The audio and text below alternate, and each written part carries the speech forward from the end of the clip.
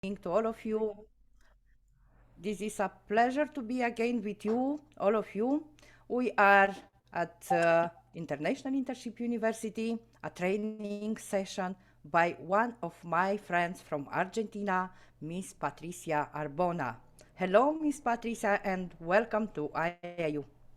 All right, thank you very much, Karina. Well, it's a great pleasure for me to be with you all. But before starting, let me tell you about me just a bit. Well, my name is Patricia Arbona, as Karina has already said. I'm from Argentina. I'm a teacher trainer and a drama teacher. I am an independent researcher, and I deliver presentations around the world. Of course, that the main topics are related to education. I'm the founder of Ludodrama, a group of teachers whose main concern is to improve the quality of education. Let me share the screen then to start my presentation. Before starting, of course, I need to say a big thank you to International Internship University and the Vice Chancellor, Corina, for this invitation. I'm very pleased to be with you all. Well, all right, thank you.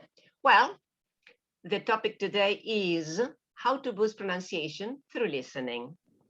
Something very important to remember is that effective communication starts with listening. You may have noticed that although listening is the communication skill that is most frequently used, it is the least developed. The truth is that students today are taught how to speak English, not how to listen.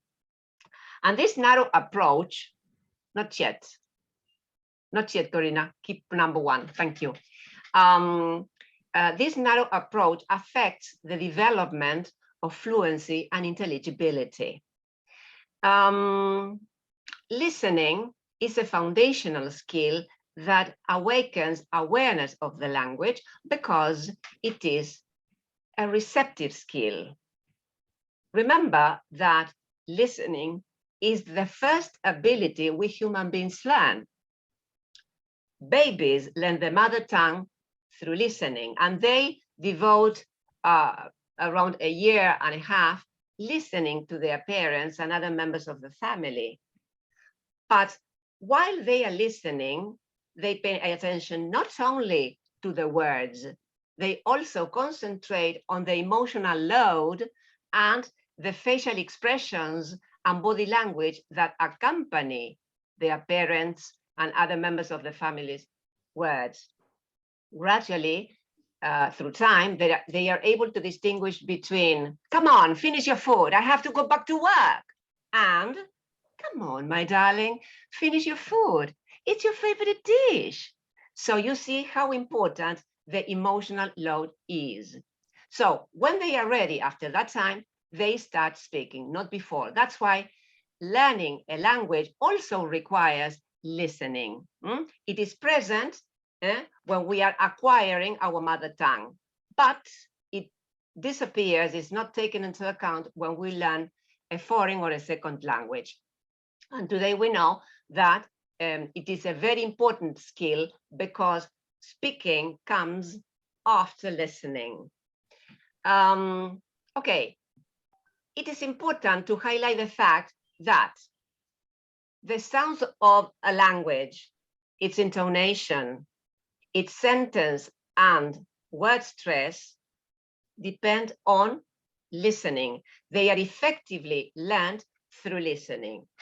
In this presentation, I will introduce a simple pedagogical description which will help teachers introduce pronunciation instruction in their language teaching. So before starting, it is important to start connecting the dots. So next, please, Corina. Okay, now you can answer here your questions. And the first is just a yes or no. To save time, you can write just initial, W or the letter N. What's the skill of listening taught to you when you started learning English? You tell me, Corina, what the answers are. It may be yes, it may be no. As simple as that.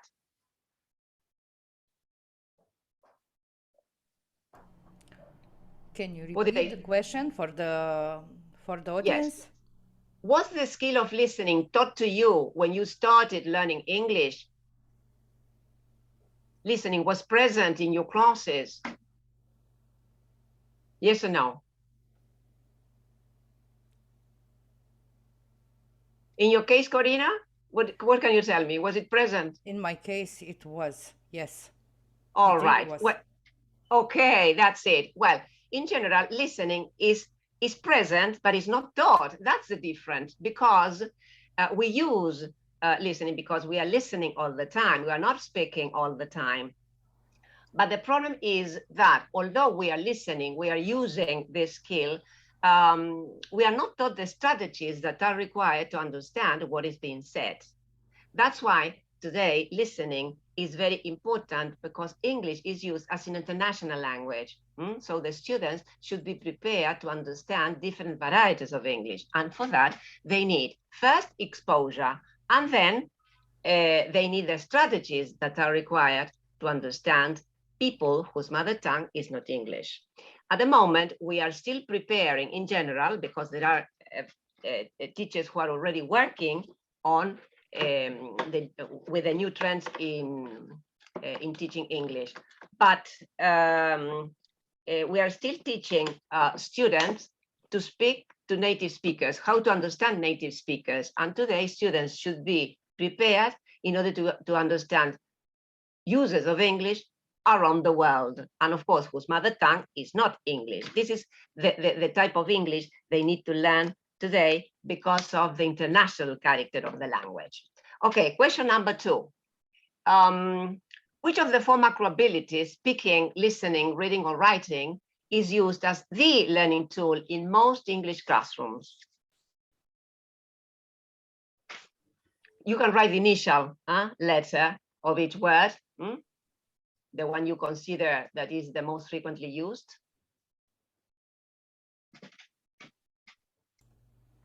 Maybe what is it? Reading and writing. Very good. All right. So normally, in general, because I have visited several countries, and normally what they say, and of course, in my country, the same happens, writing is the skill that is most frequently used. The students are used to writing. But the thing is that we do not want perfect writers. And we should remember that students want to learn the language to be able to communicate. And how do we communicate? Orally, not in the written form. Of course, that writing is important, but it is a manifestation. They need to start speaking the language. And for that, they have to start listening first in order to be able to gain confidence. Right. Next, please.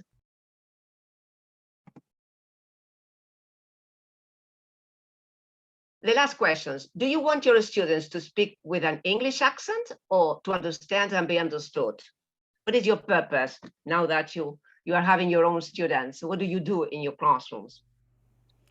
For example, for myself, the B answer it's to understand and to be understood, because English accent, I believe it's for English people who live in the UK or somewhere where English is speaking daily. Oh, yes, all right. Yes, that is the answer, to understand and be understood, because we will never be able to speak like a native speaker, because we were not born there, as Corina has said.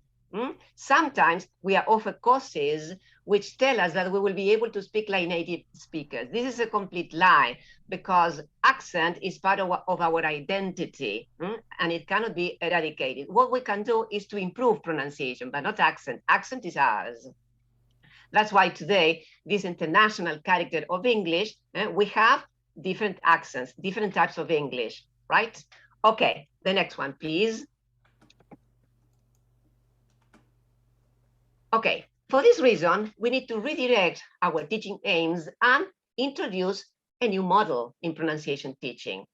This new model has a process approach. This means that when listening at the moment, listening is present in the classroom, we concentrate on the product, the result. Remember that at the moment, the students do different types of listening activity because listening is present, but it is not developed. That's the difference, right? Why? Because the students do not have the necessary strategies in order to understand what is being said. So when we concentrate on the process, the students realize the type of strategies they should use. Normally, teachers concentrate on the result, as I said before, because they check if the answer was right or wrong. But we never pay attention to the way the student gets to a particular answer. That is unknown. Probably it was just guessing, right? So when the students know the different techniques that should be used, no guessing is present because they know which strategy should be used. So, of course, that this new model provides strategic instruction. When students have this battery of strategies, they know what they are doing. Remember that the type of listening activities they are having at the moment, the students may feel at a loss because as they haven't got any strategy, they try to understand every single word. So, and it is complicated to try to understand every single word. Why? Because the brain processes information in chunks, in divisions. It cannot be a rain of words. No, the brain needs sequences of meaningful words to be interpreted. So that's why students usually hate these type of activities because they do not know what to do.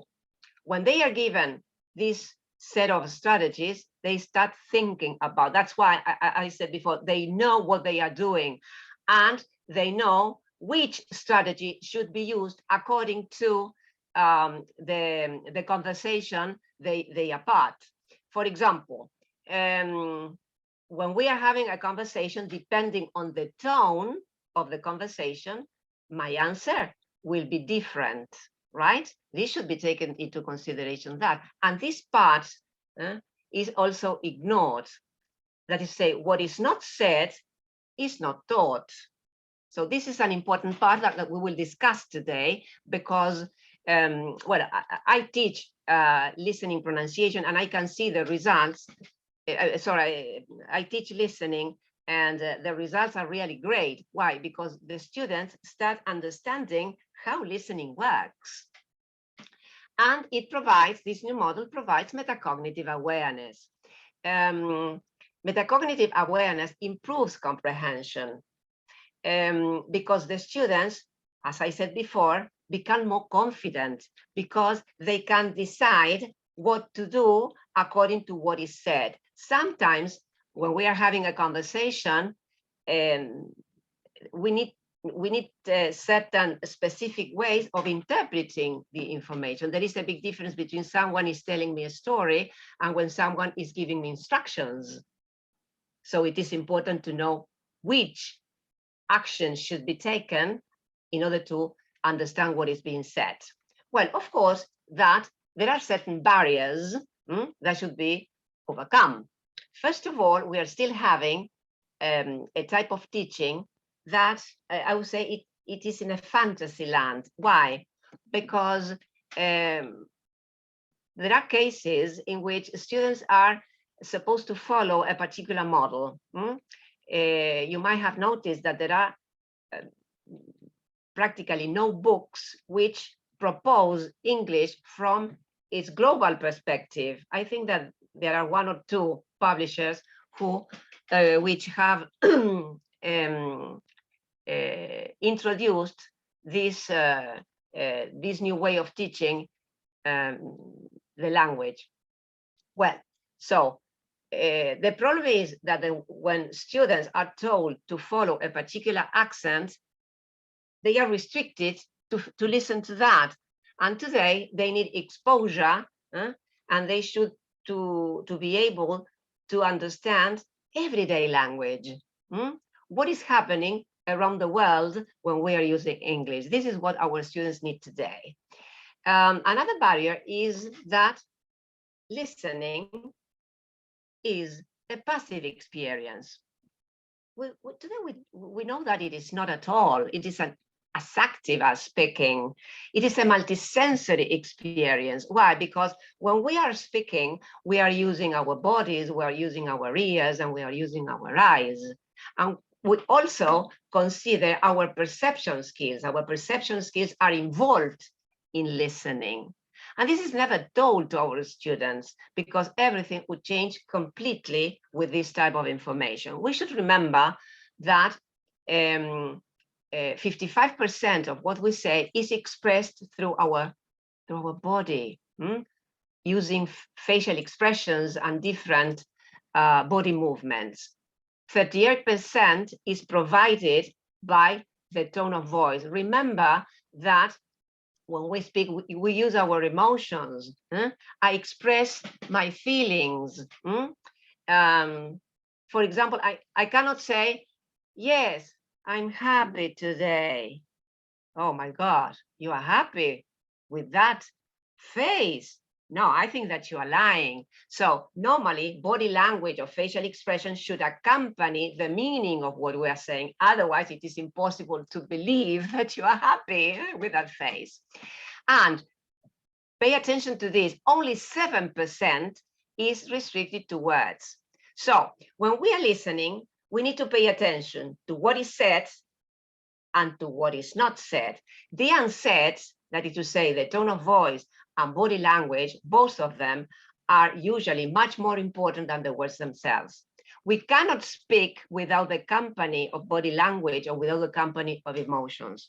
And they are very important because they convey loads of information. And this part is so important, but it is not told to our students. So when students realize how to use body language, for example, body language is not taught even in our mother tongue. And body language should be taught. And one way of teaching body language is through drama activities. My students use body language because I use drama. Sometimes teachers say, I don't feel so confident using drama. There is no need to be an expert on drama. What you need to do is to encourage students to express their emotions through words, to express their emotions through their bodies. Everything changes immediately, and meaning becomes very valuable when they are having a conversation. Remember that students are afraid of participating in the classroom because they rely on their grammar only, and they are afraid of using the right structure or the wrong choice of vocabulary.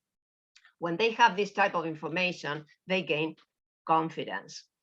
Another barrier is product. As I said before, today we are interested whether a question or any other yes or no sequence is right or not, in a false or true activity. Well, is it false? Okay, but the question is, how did the students get to this false, to this answer? Nothing is said about that. And when the students discover how they got to that answer, they start realizing how listening works. So we need to focus on the process then, because through understanding the process of listening, they will be able to use this strategic instruction. Well, normally when we study English, we have two types of models: the careful speech or the spontaneous speech model. Normally, when with beginners, the language is adapted to their level. And there are course books which provide these adapted dialogues. Why? Because the students need to understand. That's great. It has to be like that. The problem is that they are so adapted that they are not natural. And we should keep the natural character of the language. Because in the careful speech model, the language rules the speech. For example, all the words are pronounced in a citation form. They are perfectly pronounced. The grammar is also perfect. So it is produced like an ideal speaker, because normally when we speak, we produce mistakes are present. It is normal to commit mistakes, even in our mother tongue. So, and we are expecting our students to avoid mistakes when they are learning a foreign language. That's why sometimes they try to remain silent, because they know that mistakes are punished. Well, when the students gradually are offered a spontaneous speech model, everything changes. Why? Because there they start realizing what is happening when this type of language occurs in our daily lives. In this type of spontaneous model, the speaker governs the speech. And what happens when we speakers use the language? There are pauses, hesitations, restarts. I commit mistakes. Probably I may use the wrong preposition, or I may mispronounce words. I can mispronounce a word, but in spite of that, you are able to understand. The thing is that when I change completely the quality of a sound, and I have problems of understanding. But in any case, we cannot speak perfect English or perfect Spanish or our mother tongue. We cannot speak perfectly well. So this is the type of model the students should be exposed to. Why? Because when they are listening to non-native speakers using the language, they will be able to detect mistakes. And this is another way of learning. Okay, he said, for example, suppose that you are offering me something and I say, sorry, I don't want nothing. I don't want nothing. You immediately detect that I have used double negative, and double negative is not allowed in English. But did you understand what I said? Yes, you did. So a wrong version may be used for learning. That's why mistakes should be welcome. Don't worry if you commit mistakes, they are part of the process. We will work on them together. So let's see how we can improve those mistakes. And gradually they will start saying, I don't want anything, but because that's the natural way of saying it. But we shouldn't make a fuss if they say he played tennis every day. No, it is he plays. Come on, the third person singular takes the final sound, right? No, it's not like that. So the corrections should be milder. You should invite the students to correct their own mistakes and try to avoid making a fuss. Okay, the next one, please.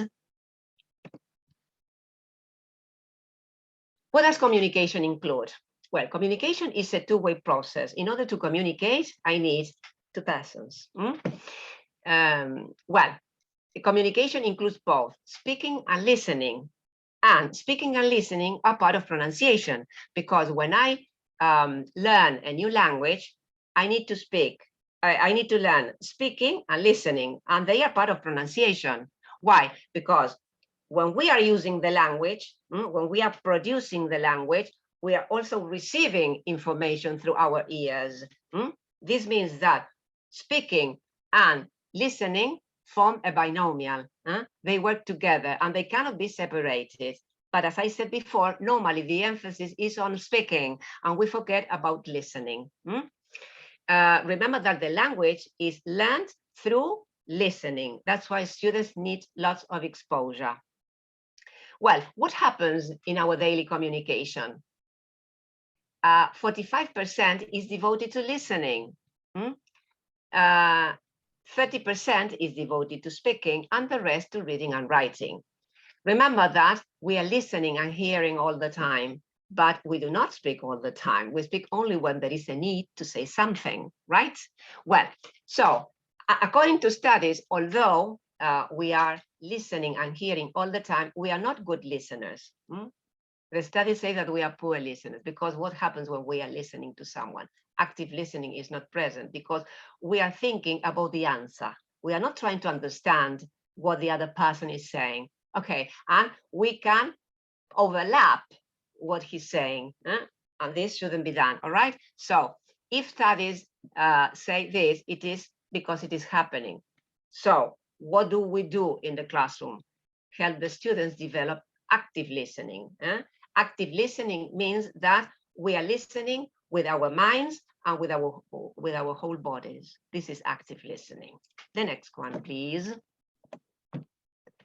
Well, what does communication include? Includes verbal language and non-verbal language. Normally, the students are concerned with verbal language, that is to say, the linguistic communication. They use words to communicate. But what about the rest? Words, as I said before, are accompanied by information that is not verbal. Paralinguistic communication includes prosody, that is to say, rhythm and intonation, and voice. The tone of voice is very important because through my tone of voice, I express my feelings. But at the same time, the words are accompanied by body language, which is unspoken communication, right? Just silence may be meaningful. Just looking at you, just my eyes may indicate meaning without saying a word. Just a gesture is meaningful, right? That's why, as I said before, body language is so powerful. Okay, let's move on. Next one, please. Now, we have to consider the oral communication challenges. I have thought of these 4 main ones. If you consider and think about them deeply, you will understand that they can be overcome easily.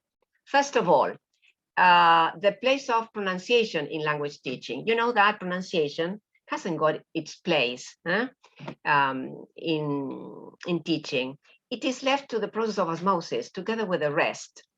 And when we concentrate on pronunciation, we focus on individual words, never in connected speech. And this is a big mistake because we do not speak in individual words. We speak in chunks. We speak in meaningful sequences. Otherwise, it would be impossible to understand the flow of sounds we are producing at the moment.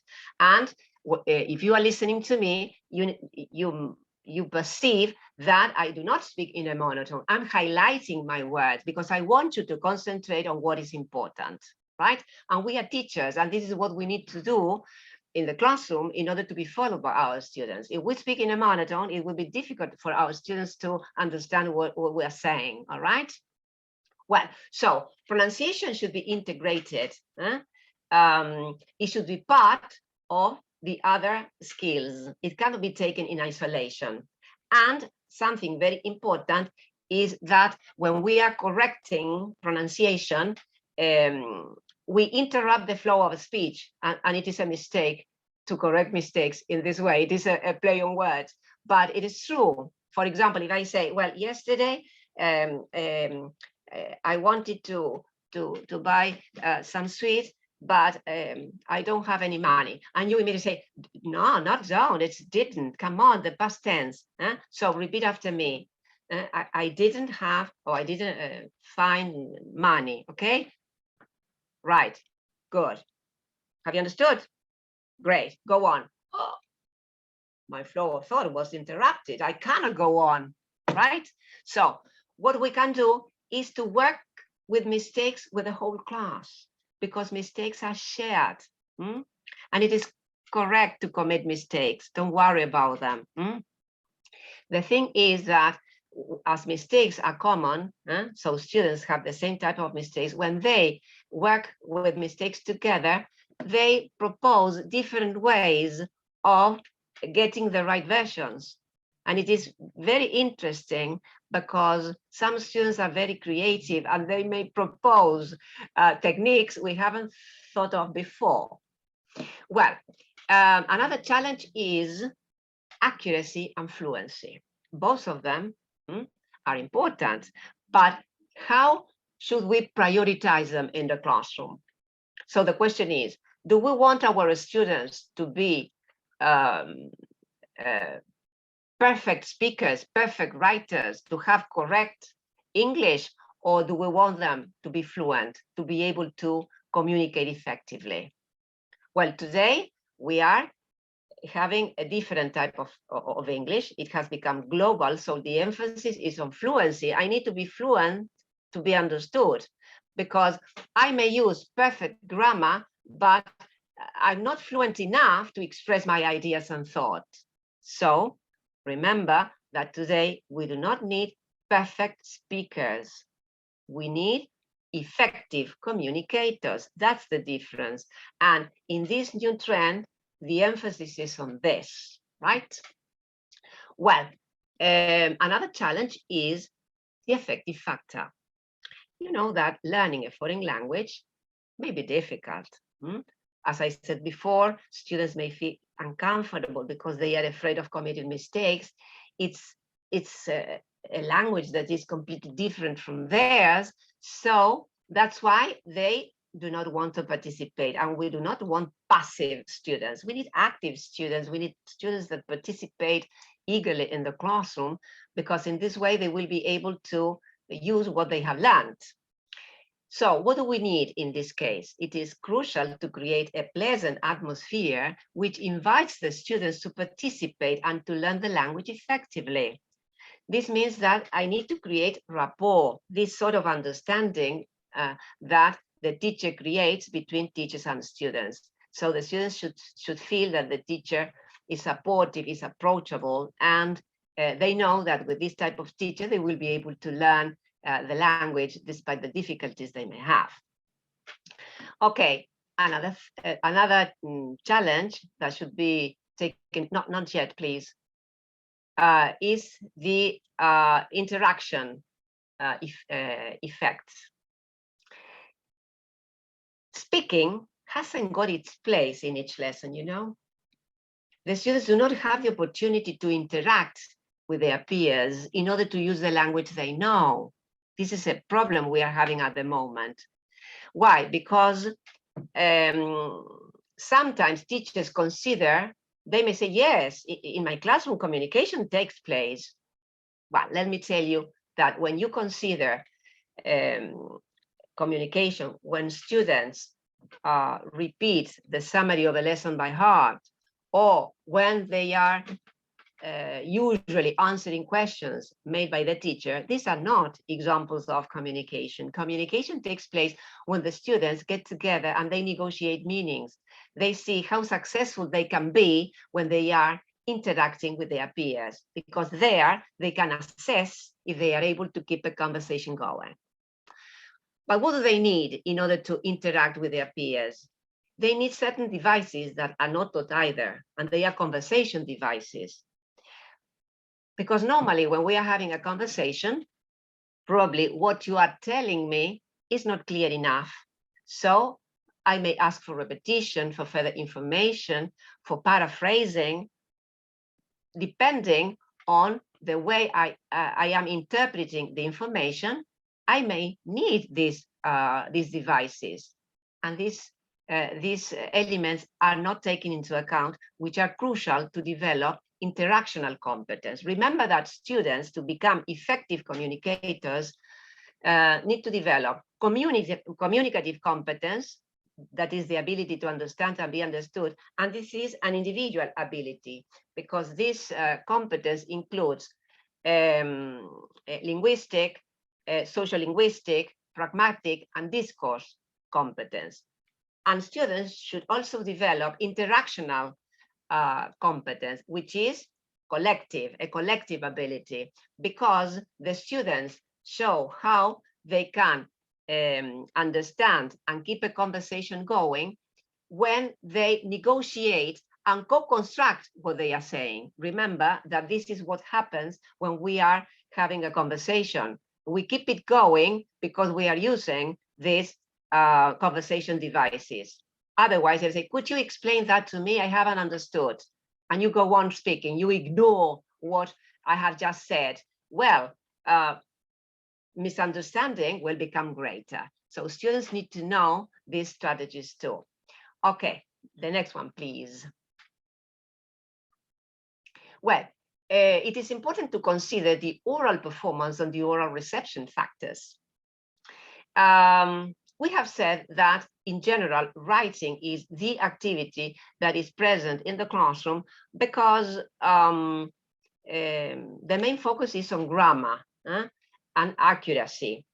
So if we pay attention to this, the students gradually, as they are so familiar with writing, they learn the language through their eyes, not through their ears. That's why they tend to have this choppy way of speaking, because in writing, the words are separated into, are separated by spaces. So students tend to say, I want to buy some chocolate, but I haven't got enough money. Well, perfectly well, but that's not the way, because imagine in a conversation, he may be misunderstood, because remember that comprehension is something, is an activity that is instantly done. We don't have the time to revise what has been said. This can be done in writing. When I read something and I don't understand that very clearly, I reread it and I try to understand it. But when something is said, is said. That's why misunderstanding takes place when we are speaking, because probably I misinterpret what the other person has said. So students need lots of exposure, and we need to reduce the amount of writing, because students cannot apply that grammar they are learning in different types of written activities and use them in a real life situation. Normally there is no connection. So the best way of assessing if the students are able to communicate is to use the language in real life situations.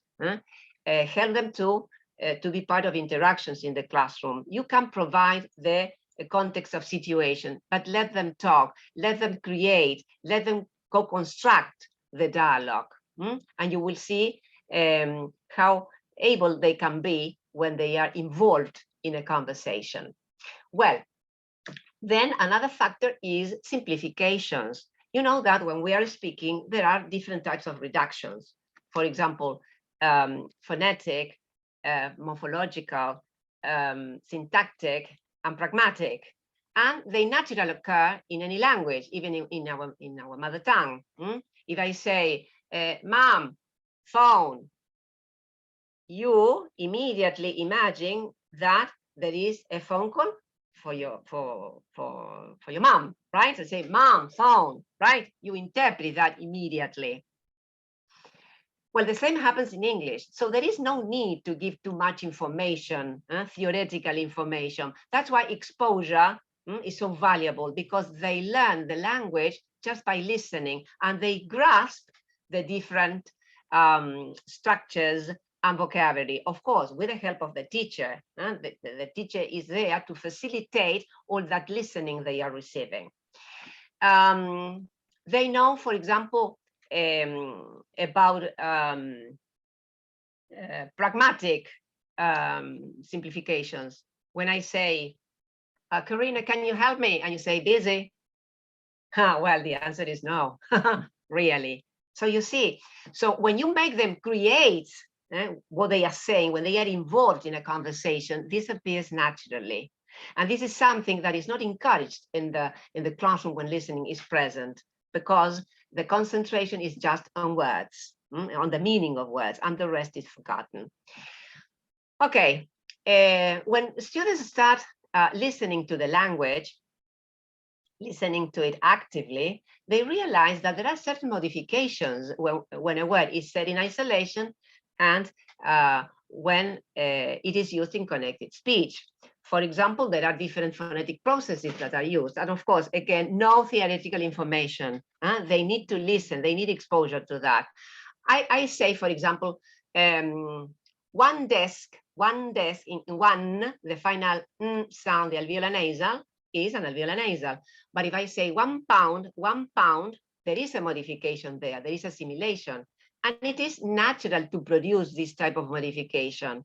And the students will realize that gradually, and they will take that into account normally, because it is difficult to say 1 pound. Whenever you have a following sound, a bilabial plosive, the nasal, the n sound assimilates naturally. If I say 1 kite, you see that the nasal, the n sound becomes velar, like the k, 1 kite. Well, this occurs naturally, and this is clearly observed when they are exposed to the language. Well, another factor is chunking. We do not speak in individual words, as I said before. We speak in meaningful sequences. And I usually draw a comparison between chunking or segmenting and a bar of chocolate. A bar of chocolate is divided into pieces. In the same way, speech is. We speak in segments.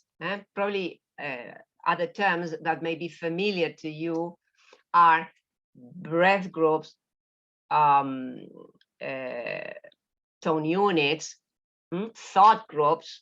These are the divisions, and each division contains 1 or 2 meaningful words. If I need to concentrate on another meaningful word, well, probably I start using another chunk in which I highlight the word.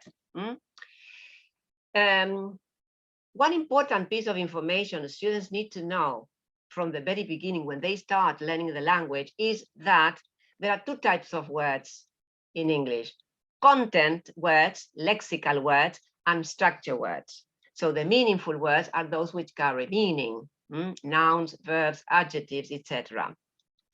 And the others are the structure words or function words are used for linking. They are not important, because if I say there were 7 students in class, there were 7 students in class, which words are important there? Which are the ones that I have made prominent? There were 7 students in class.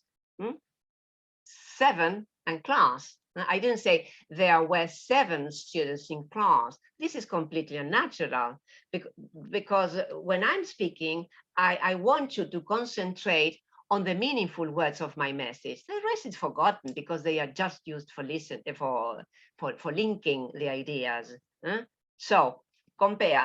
There were 7 students in class. So the only word that is highlighted is 7 because we are talking about the class. So the class is already predictable. You already know that we are talking about class. So this is how conversation takes place, so that speaking and listening go together, right? And operate together. This means that what I'm doing now, this highlighting, occurs naturally. Sometimes a structure word may be prominent, may be highlighted. Why? Because there is a special meaning there. Suppose that Corina is writing a list for the people that who will be invited to her party. And I have a look at it and say, I want to go too. So what is the meaning of this? Normally, I wouldn't say, I want to go too. I would say, I want to go too. I is not highlighted, but in this particular case, my name is not included in Corina's list. So I'm complaining, right? That's why I is highlighted.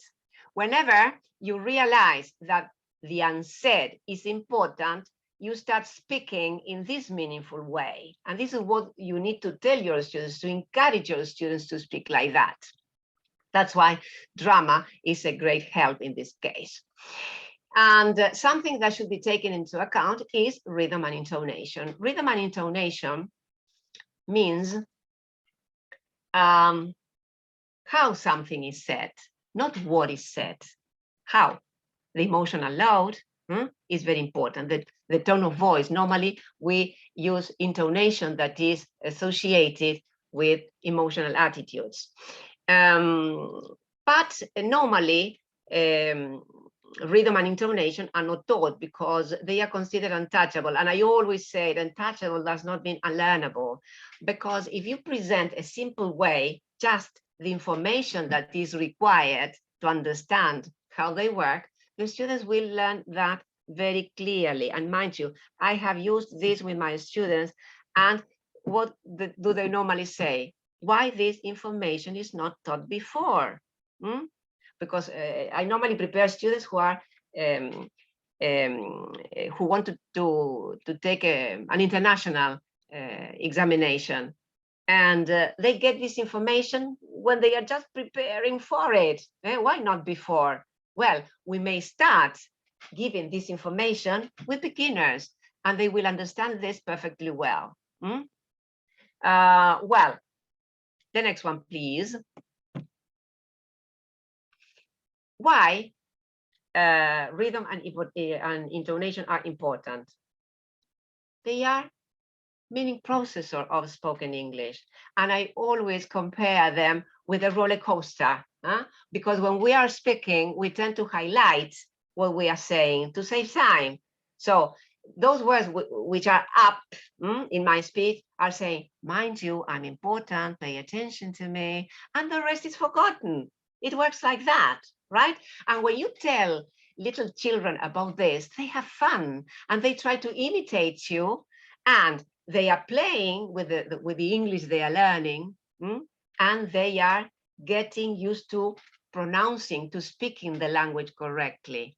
So understanding is improved greatly. What the students need to know is that rhythm belongs to the language. And we talk about stress, the stress of words. Stress appears in the dictionary. For example, suppose that I don't know how to pronounce extraordinary. I look it up in the dictionary, and extra is on straw, right? Well, but I cannot change it. I cannot say extraordinary. No, I cannot change it because it belongs to the language. And rhythm concentrates on important words. It makes the distinction between content and structure words. This provides this musicality typical of English.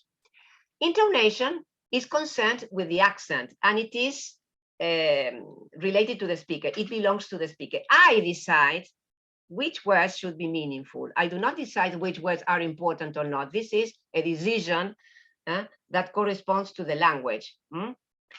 For example, in the sequence I gave before, I want to go to, I could have said, I want to go to, I want to go, I want to go to. So I decide, depending on the meaning I want to convey, which word or words should be highlighted. That's why I say that intonation belongs to the speaker.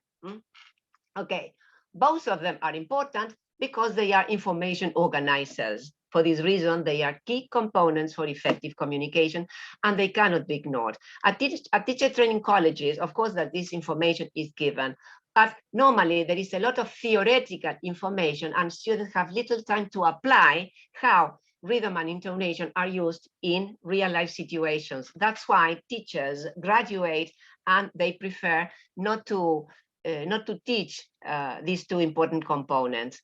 If you have a look at textbooks, normally rhythm and intonation are not included either, or probably there is intonation for yes or no questions, or WH questions, or for tag questions, but nothing is said how to use intonation effectively in connected speech. With this information, the students will understand this perfectly well. It's enough, no more than that. Remember that if you give theoretical information, it's boring, and the students prefer talking and be active participants in the classroom. Okay, next one, please. How can students improve listening skills? Well, students need to know that listening is not passive. It is an active process. It is a multi-sided interpretative process. And remember that when we are listening, there are three processes that are present. We are understanding the meaning of the words. At the same time, we are interpreting the emotional load that accompanies the words. And at the same time, we are watching the body language that is present. So these three processes are performed simultaneously. And what do the students know with the type of listening we are having at the moment? They concentrate on the meaning of words.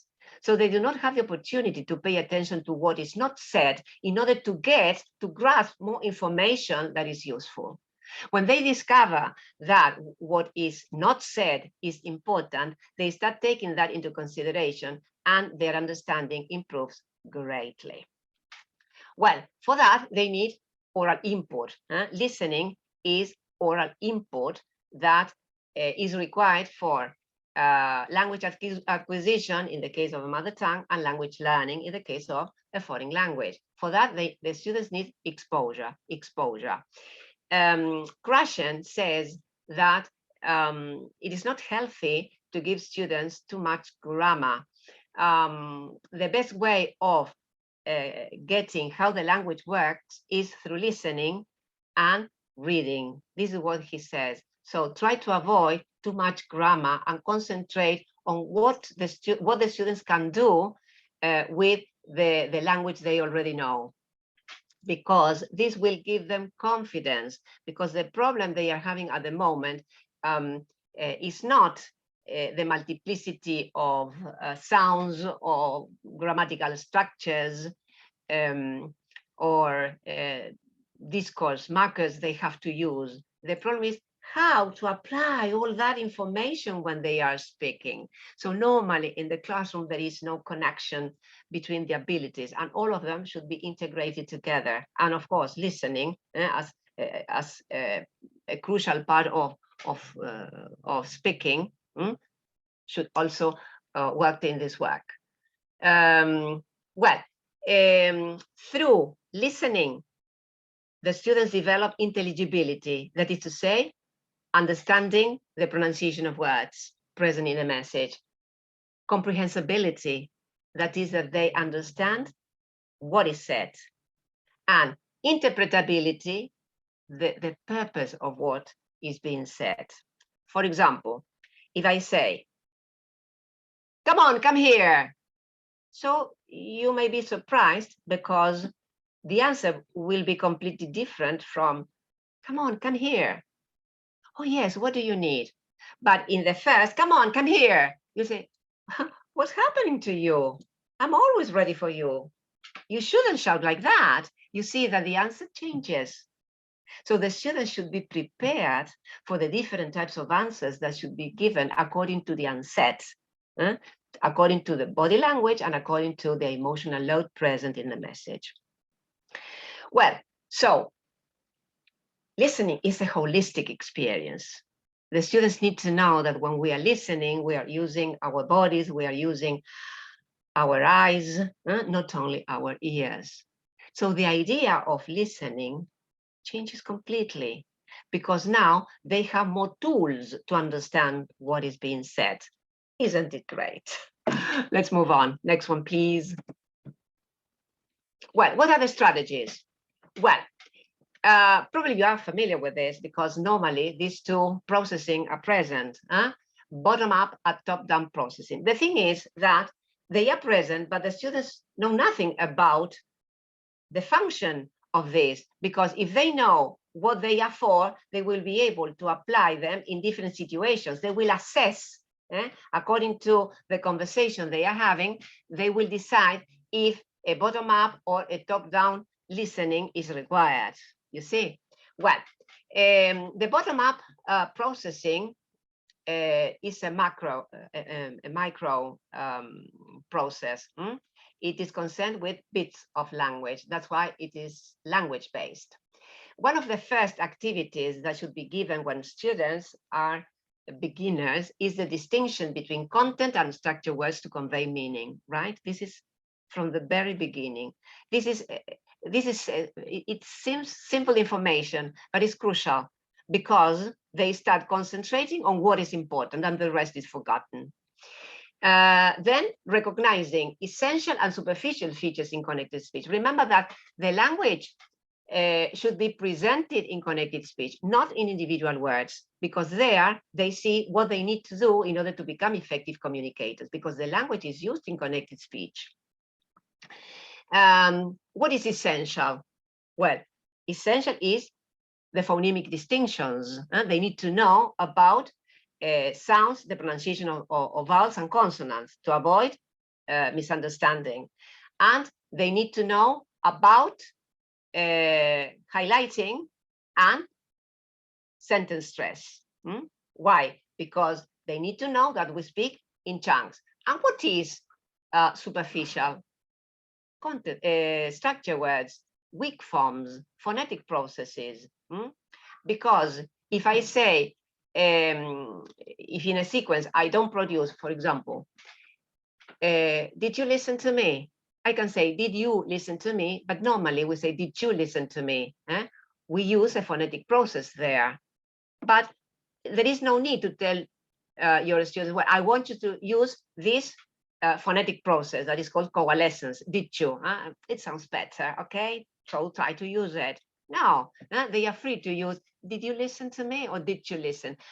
Well, the idea is that this depends on the speed at which the students speak, because normally if you have a quick way of speaking, you tend to produce this type of phonetic processes. But students normally do not speak quickly because they are not confident enough. When they get more fluent, they can speak more quickly. Well, then identifying reduced forms of words and phrases. Well, this occurs through exposure. They discover that some words can be simplified and some other can't, especially content words cannot be reduced, but structure words can. And it's up to them to use these reduced forms or not, because they will be understood all the same. And of course, recognizing sound sequences, thought groups, and prominence. Remember that you need to insist that we speak in chunks, divisions, and each chunk contains 1 or 2 meaningful words, no more than that. Well, top-down listening is used when we concentrate on the big picture, and it is listener-based. Why? Because the listener depends on his background knowledge. The background knowledge may be prior, conventional, or contextual. According to the type of information he's receiving, he will process it according to the strategies he's got. For example, suppose that I meet a friend in the street and he starts telling me about a party he had last week. So I immediately use my background knowledge because I get the big picture and I know what happens when you go to a party. So probably he danced, he chatted, he had a drink, he ate, etc. After he tells me about it, he invites me to go to a party the following week. But I don't know the place it will be held. So he starts giving me directions. So then I need to concentrate on specific elements. So I will be having bottom-up processing. So I will have to pay attention to the number of the bus I will have to take, then the name of the street, and the number of the house where the party will take place. You see? So when the students have this battery of strategies, they can select. And this is what we call metacognitive awareness, because they know how to use it.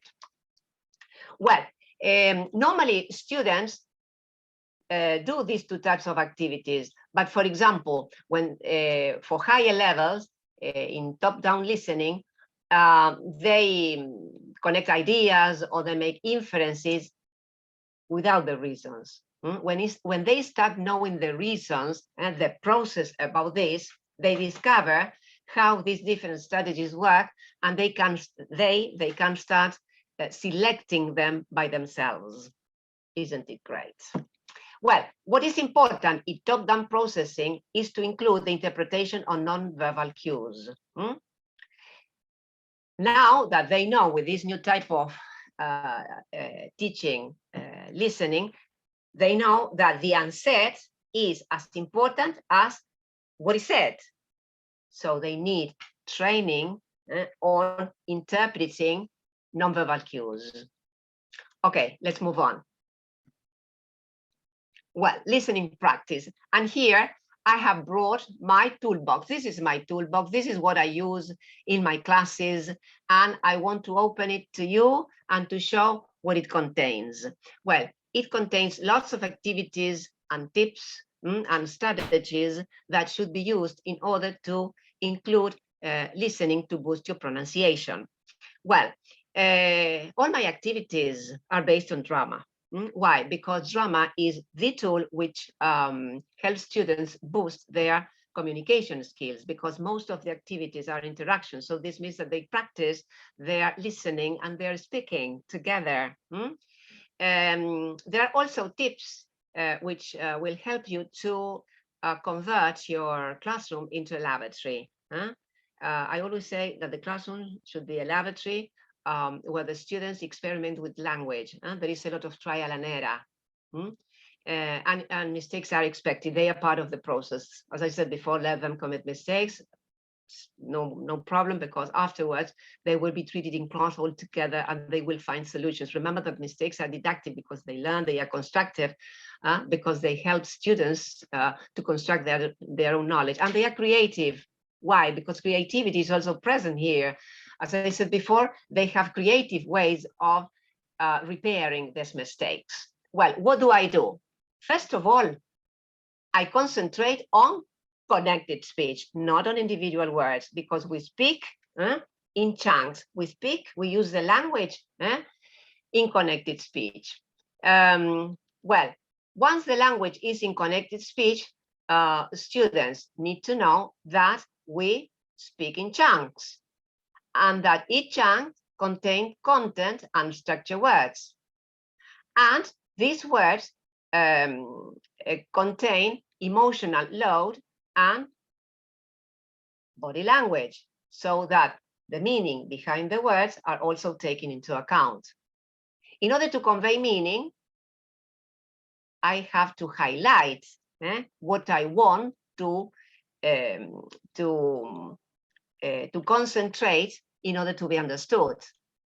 And for that, I need to have different type of strategies that can be bottom up or top down.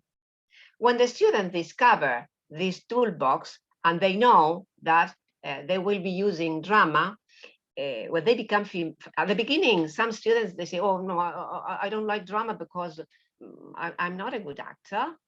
It's not a question of being a good actor. It's a question of participating. We are not using drama because you are learning how to become a good actress or a good actor. No, it is to learn, to help you learn how to use the language effectively. And of course, in this toolbox, metacognition is present. Metacognition is not only to concentrate on strategic instruction.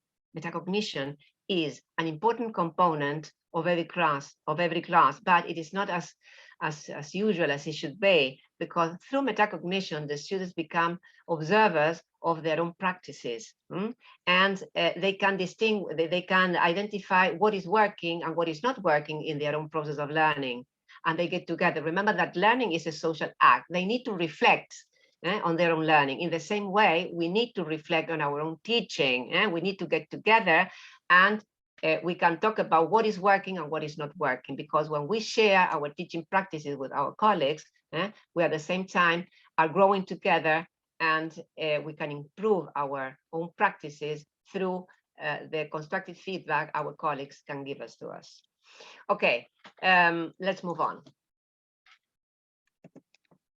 Well, I have brought some activities for you, and they are very simple, and the ones I have selected for you today are crucial, yes, because they will show you how important it is to introduce listening in order to improve your speech, your communication skills.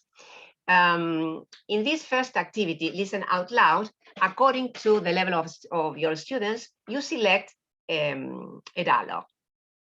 You prepare handouts for each student, and this is instruction. The students will listen to the dialogue 3 times. In the first, they will become familiar with the dialogue. In the second, they will have to underline those words which are important, the content words. And in the third listening, they will check their choices. Then, after that, you show them the complete version. The next one, please. If you pay attention to the words that are in pink, they are the words that convey meaning. So the dialogue contains 63 words and only 34 are important. You see how important it is to concentrate on those words which carry meaning, because the students do not need to concentrate on every single word. They know that they have to concentrate on content words, those which carry meaning, those which are highlighted. They save time, they understand better. Okay, next one. Ears alert. This is a very interesting idea because this activity focuses on highlighting. Depending on what the speaker is saying, you will respond accordingly. That's why it is not just a question of knowing the meaning of the words. You have to interpret the intention of the speaker. So here, interpretability is working, right? For example, have you ever been to Spain before? What is the answer? What is the correct answer? A or B? I studied in Spain, or I studied in Spain. What would you say? Is it A or B? You tell me.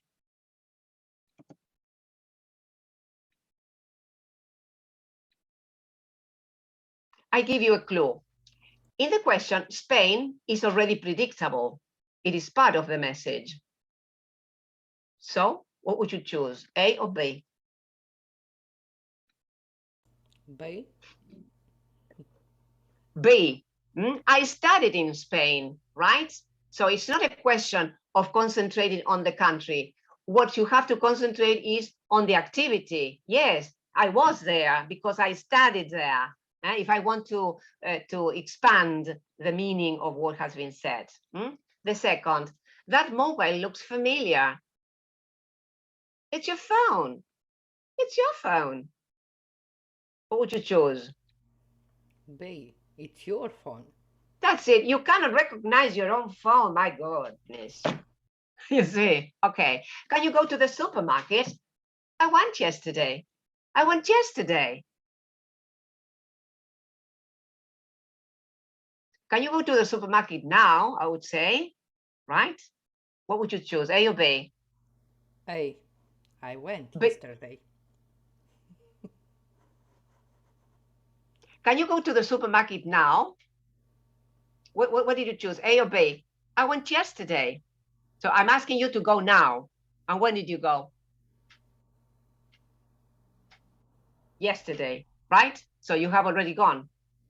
So the emphasis is on yesterday. B. Can you go to the supermarket now? I went yesterday. I have already bought. So there is no need to go today. Well, you can do, well, you can go on doing this, but the name of the activity is very interesting because ears alert.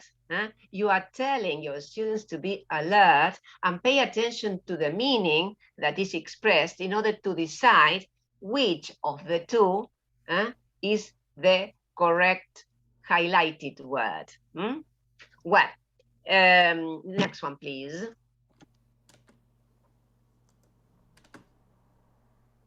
Well, chunk detector. This is very important because remember that students do not speak in chunks because they are not told how to. Now that they have this new approach to learning the language, they need to know that sequences should be divided into sections, into segments.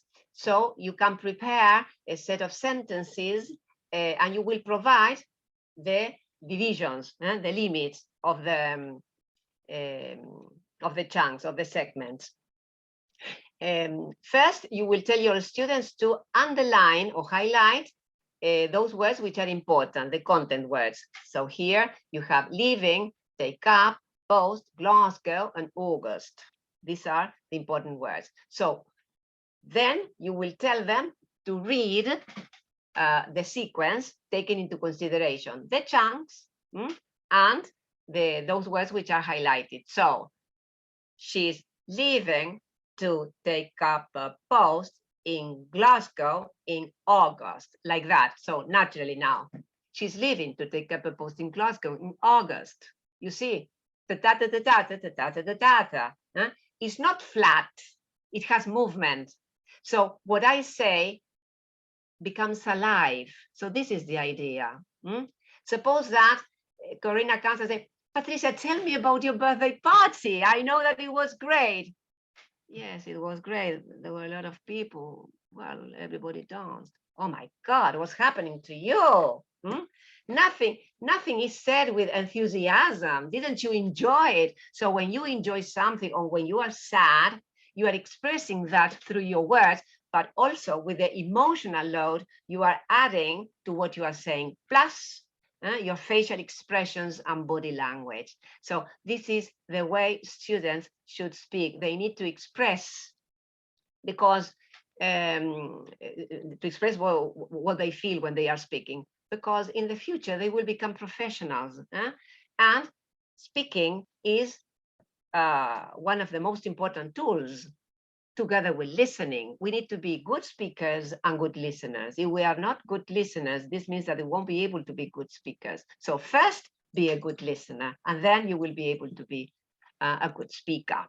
Well, as part B, what you can do is to provide a set of sentences, but without the divisions. So in this way, you tell the students to divide the sequences into chunks and underline those words which carry meaning and make them practice the sequences like that. They will learn to produce chunks naturally. This is what really happens when they have a different perspective of how to learn the language. Okay, move on, please. The next one. All right. What are other activities that can be used to boost pronunciation through drama? There is a very interesting activity. It's amazing. Children and adults, lots of fun.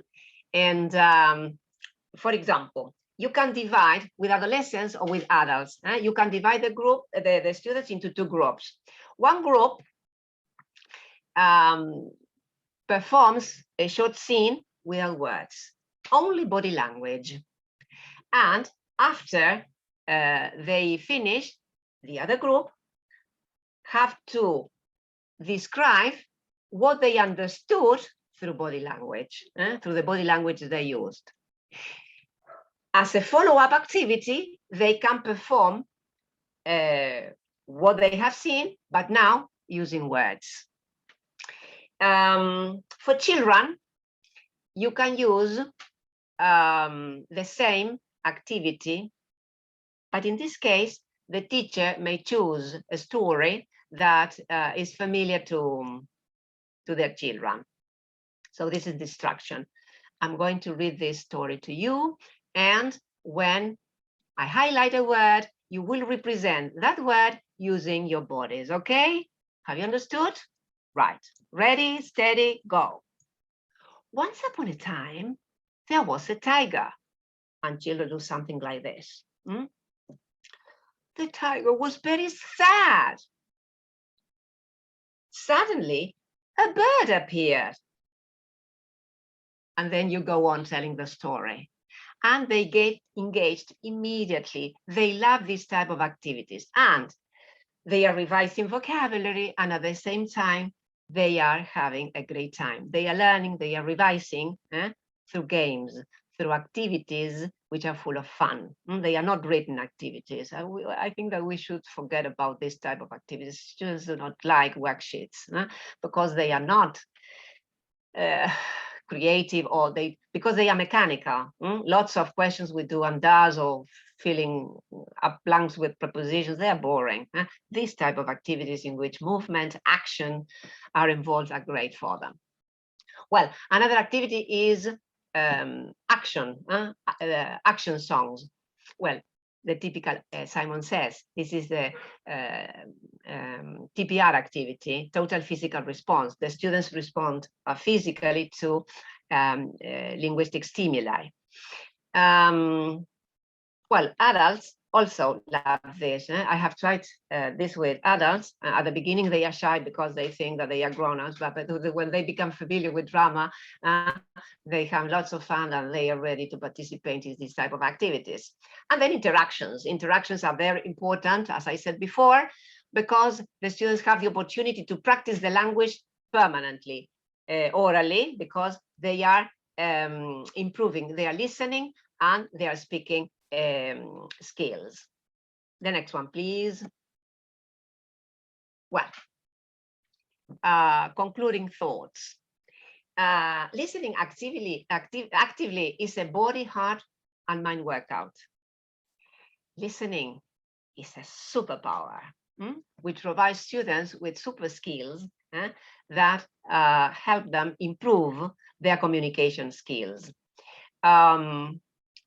Whole body listening means that, pay attention, the eyes are listening, the eyes are watching, the eyes are listening, the mouth is shut, the heart is interpreting the emotional load of the words, and the brain is processing the message.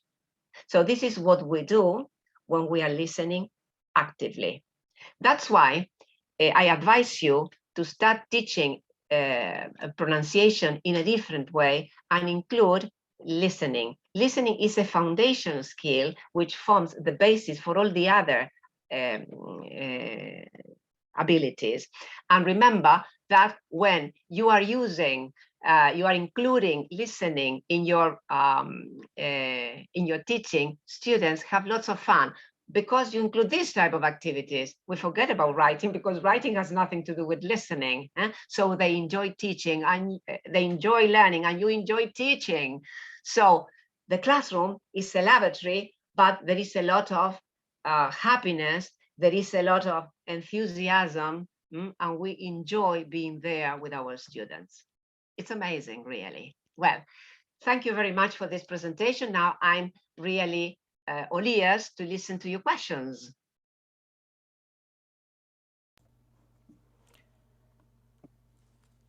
There Yes. was some questions in the chat box. I can find some of them, but many hearts for you, Patricia, and many wonderful words, many comments. For example, someone said, interesting topic, listening for better pronunciation. Excellent and interesting. Let me see. What else? Greetings from Africa Head and Nigeria Country Director. Charles Good. Moria. Yes. And as I said, many hearts are there. I cannot Well, find thank you. any question now, but I believe you already replied to all the questions they have in their minds till now. Okay, well, I'm very I sure. have to.